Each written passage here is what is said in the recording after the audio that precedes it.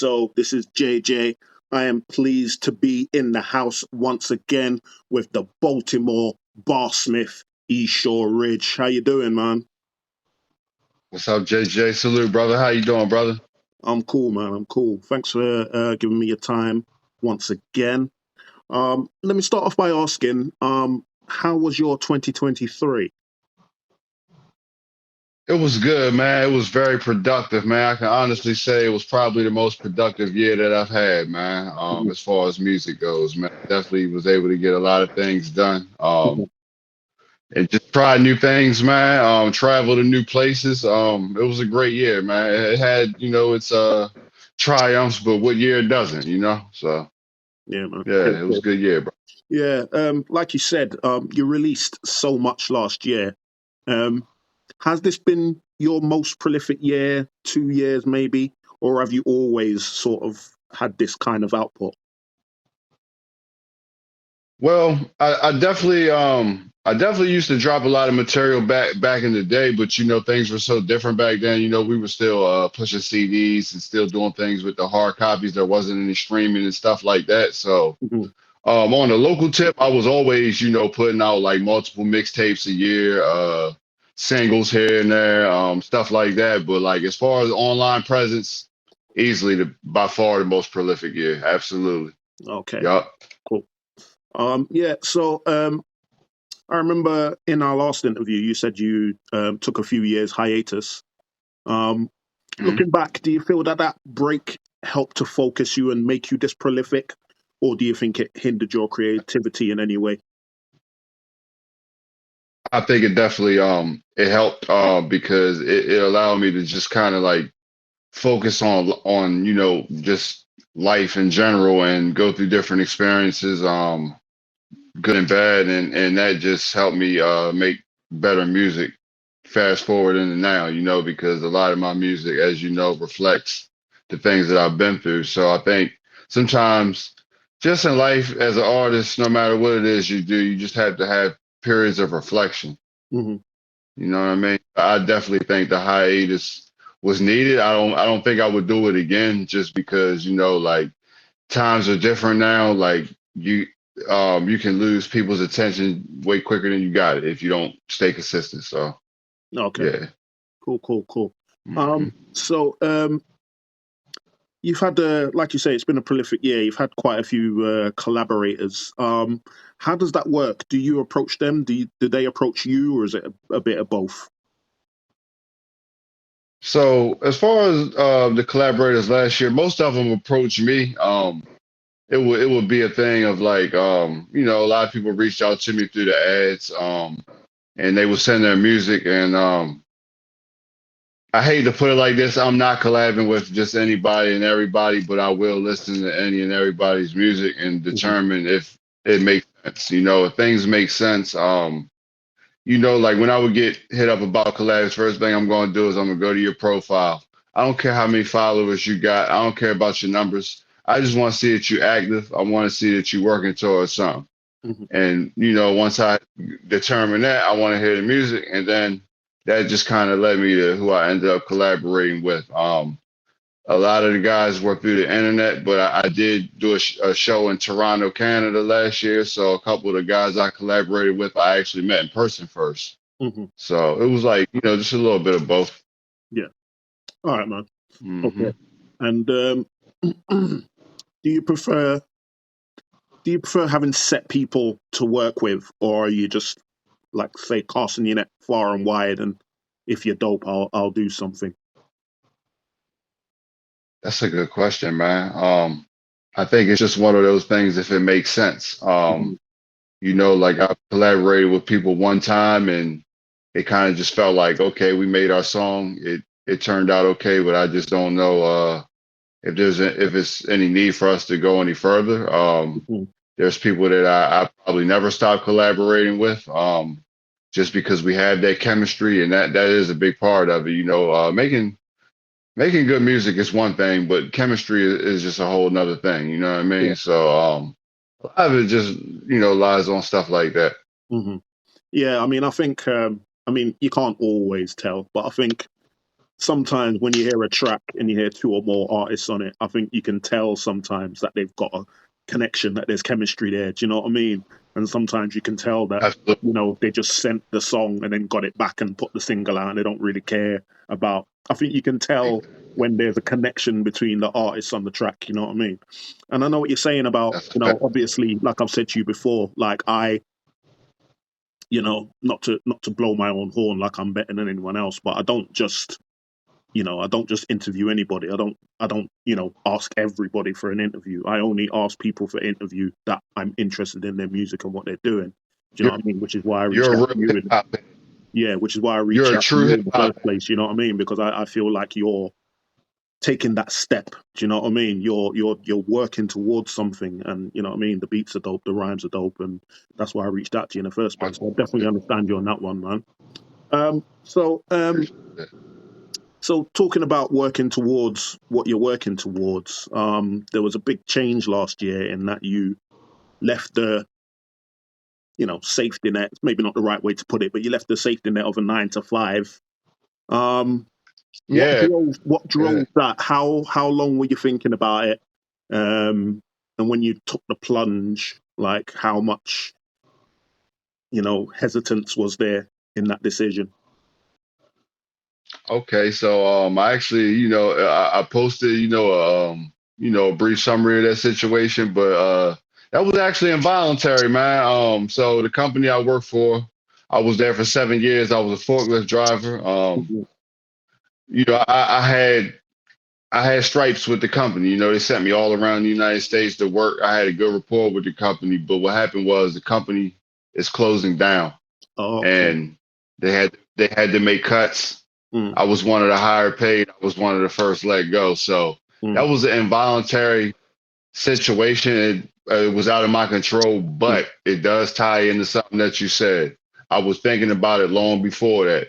mhm. Bro, there was days I would be at work on that forklift and I'd just be thinking, man, you know what I could do with this time if Yeah. I had it to work on music.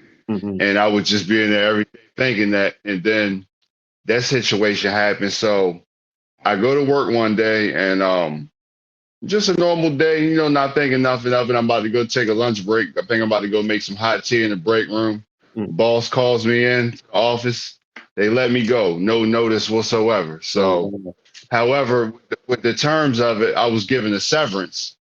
So I was able to pay my bills for however long I been mm, able to off the severance, and just looked at it like, man, like this is literally what I asked for, more time to put into music and still have a way to maintain and mhm. stuff like that. But this process takes time as far as generating income off of music, a Yeah. consistent income. So unfortunately, man, it's funny we talking about this. I have an interview tomorrow. I actually got to jump back into the workforce tomorrow. Okay.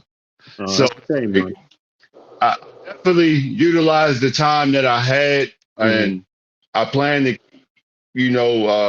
taking what I learned in this time off and applying it in the time that I have. But Mhm. then bills got to get paid. So it's just one of them real life Oh situations. yeah, no, I understand that, man. I was hoping to get some tips, man, because I got my 9 to 5. Do you know what I mean? And Yeah, obviously, yeah, yeah, yeah. what I'm Well, doing with this is what, you know, if I had a choice, this is what I'd be doing full time. But you know, like you say, bills got to get paid. I got young children, all of that kind of stuff. So what's got to be done's got I to be got done. you. But I you mean, also, I could probably give you some advice though. I could mm, probably offer this advice though, just what I've learned in my time. Like, it's just the time that you do have, utilize it the best that you can. Like, pre-record as much content as you can. mm, Do as much planning as you can in the time that you do have, because it's not always how much time you have, it's what you do with the time you have.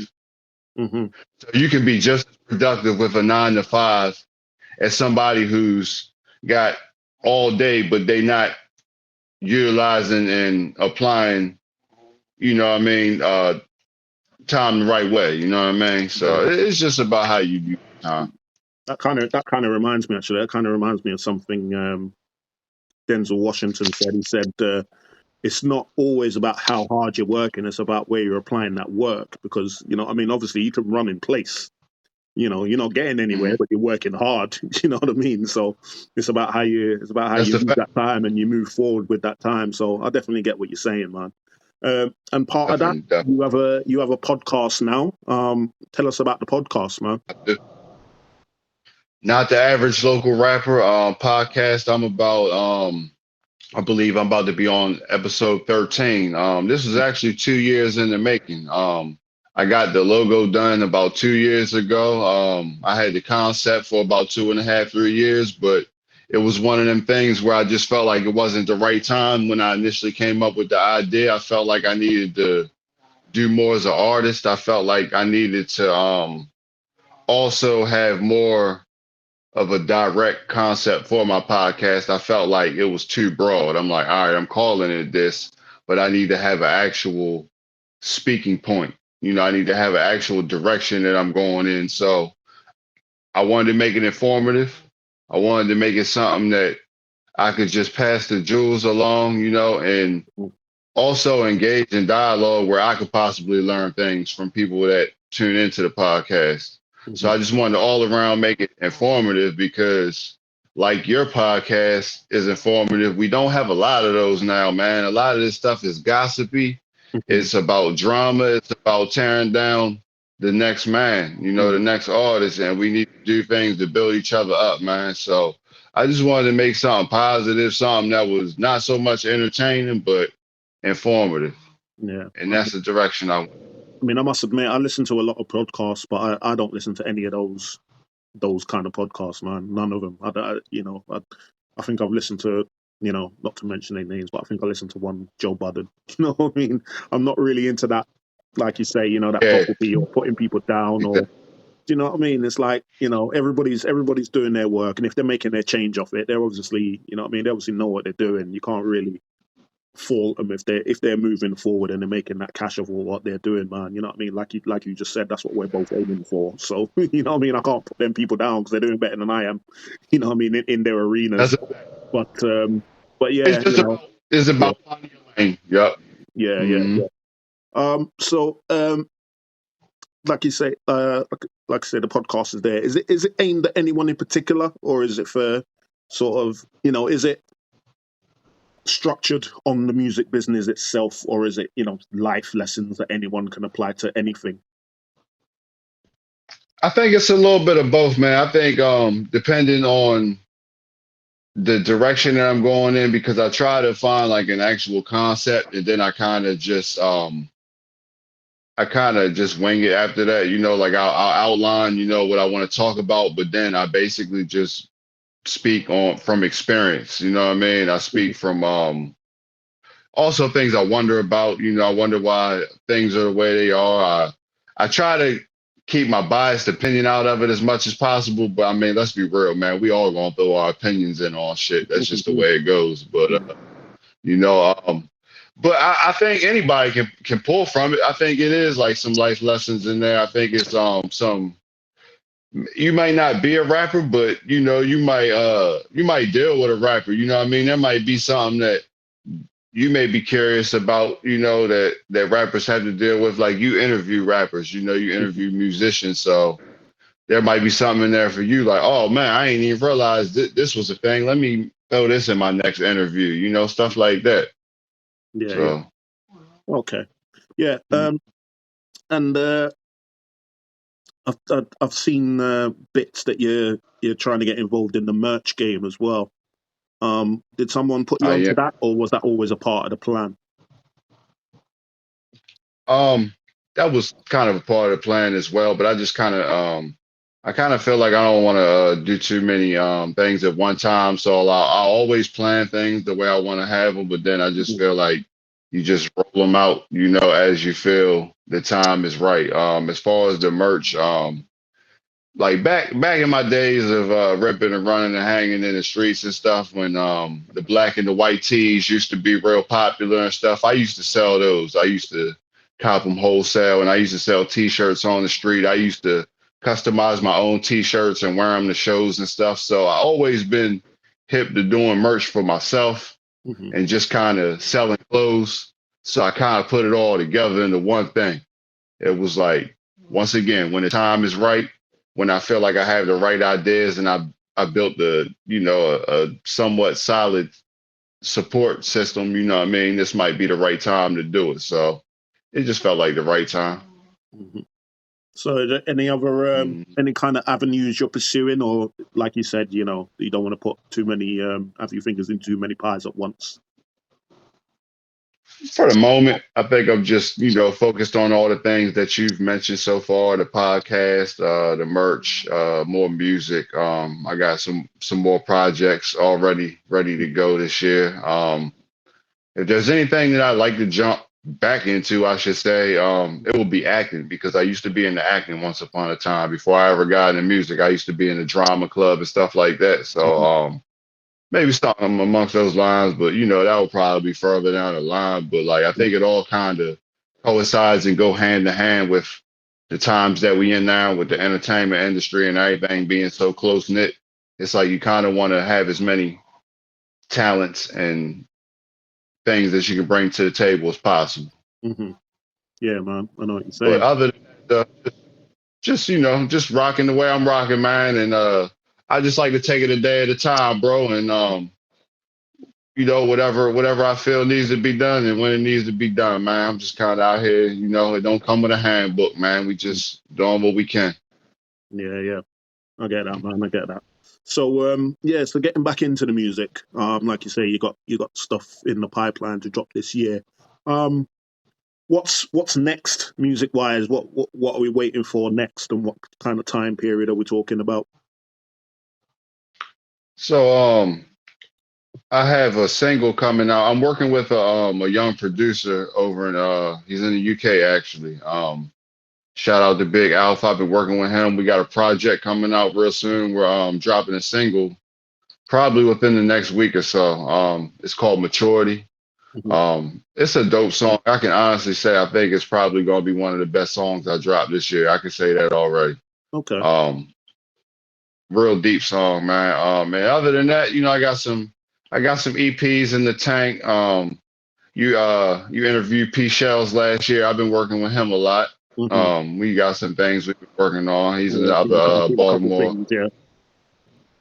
Mm. Yeah, bought another Baltimore brother. And I just be making a lot of music, bro. And like when I feel like I got something that can be made into a project, I put it together Mm. and I just go from there. But the music's going to be coming out consistently. I can tell you that though. I plan on dropping stuff every few weeks, and I drop stuff on my YouTube channel all the time. I drop like freestyle type tracks and stuff. I usually do that about every other day. Hmm. Yeah, Um, yeah, yeah. just so more So, so for the sport though. Like yeah. it ain't nothing that's gonna be on all platforms, but I feel like Mhm. if you are a YouTube subscriber, there's an extra incentive for you. Yeah, Go out there and check out some shit that you're not gonna hear on the other platforms. yeah. So, yeah, one of my favorite tracks from you from last year was that 410 to Baltimore that you did. I like that one a lot, man. That Gosh, freestyle was just guys. Oh awesome. yeah, yeah, yeah, yeah, yeah. Yeah, yeah, That's yeah, hard. That was that Drake. yeah, Yeah, yeah, yeah. yeah, yeah, Mm-hmm. yeah. Um, Yeah. so the introvert video dropped yesterday. Yes, sir. What was the concept for that, and how long did it take to put together, and was there any difficulty in getting it done? I I literally shot it yesterday morning and dropped it last night. That's how quick Okay. I did it. Oh, Um, okay. so I'll just give you a brief rundown, man. I never had any intention of doing my own visuals. I know people that do videos and stuff like that. Mhm. That kind of stuff does, of course, cost money. You know what I mean? And we just Yeah. spoke on the predicament that I'm in, so I'm kind of in a delete the middleman situation as much as possible right Yeah. now. I've been getting a lot of requests for visuals for introverts, so um, I was scrolling down IG the night before. I seen a young brother promote with an ad, and he basically said he built his buzz with just himself, his phone, his tripod, and his home studio. And Mm. then he just put up examples of what he did. Mhm. I don't know who that young brother was, but shout out to him because he sparked something in me that said, I need to go on Amazon. I need to order a tripod and boom, that's what I did, man. I already had a little video editing software, or an app, better yet, on my phone. And I just went to work, bro. The concept is basically everything I talk about in the song. And I just kind of acted it out, man. And I did the editing. As far as how difficult it was a challenge because it was my first time doing anything like that, but I'm always up for a challenge though. So I've been getting a lot of good feedback about it. I think you'll enjoy it. I think anybody that watches it will enjoy it because it's just organic, it's real, and it's from the heart, man. And it's just not a video that somebody put together to look good. I want people to feel it when they see it. Yeah. No, I mean, I think if you know, if you want to get better at anything, obviously you got to just go do it. Do you know what I mean? And then go do it again and go do it again, and you know, you get better that way. So I definitely see what you're saying with that, man. But yeah, just before we go, just let people know where they can find you, and what your links are on social media and that. Yes, sir. East Shore Ridge, on all streaming platforms. That's E space SHORE space RIG. Sorry about the volume, my bad, brother. Yeah, and then on IG, I'm East Shore Ridge 410, spelled the same way. I'm on all platforms. Even my email, eastshore@gmail.com. ESHORERIG. Yeah, man. I'm at, bro. I'm out here. Okay, man. Well, again, thank you very much for your time, sir. And yeah, I'll speak to you real soon, man. I appreciate you, brother, man. It's always good to talk to you, man. And